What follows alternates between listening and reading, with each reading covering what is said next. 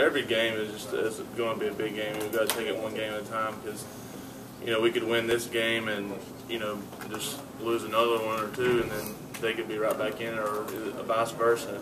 So it'd be good to win the game, but like I said, you got to play every game, and it's a long season. But with that said, I know you have to look at it that way in the big picture, but this is only two top 25 teams in the ACC. The team winner of this game has won the division the last 3 years.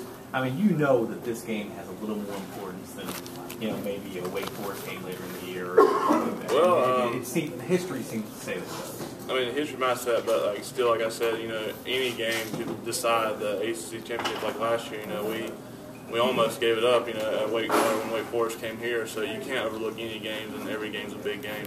Do you like being an underdog? Oh yeah, it's a lot better being an underdog. You don't have as many expectations, I guess you could say. So. What about playing on the road? Last year, you go up your first true road game, you play at Virginia Tech, look great.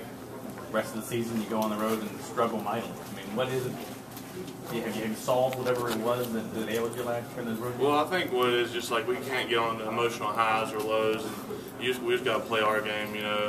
It shouldn't matter where we're at. The game is on the field, it's not in the stands. So we should just got to play our game. How do you go about? It's difficult to not say an even keel, not ride those emotional highs and lows. Sir?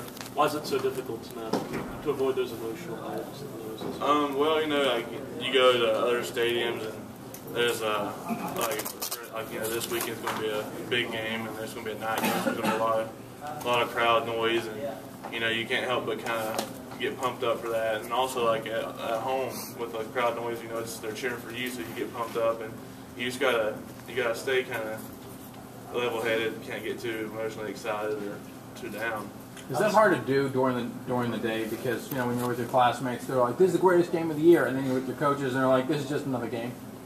It's not too bad. I mean, like I said, the classmates and everybody gets really excited about it, but you just gotta stay focused. It's just you gotta take it one game at a time, and you can't get too excited early in the week because by the end of the week you'll just be drained. So.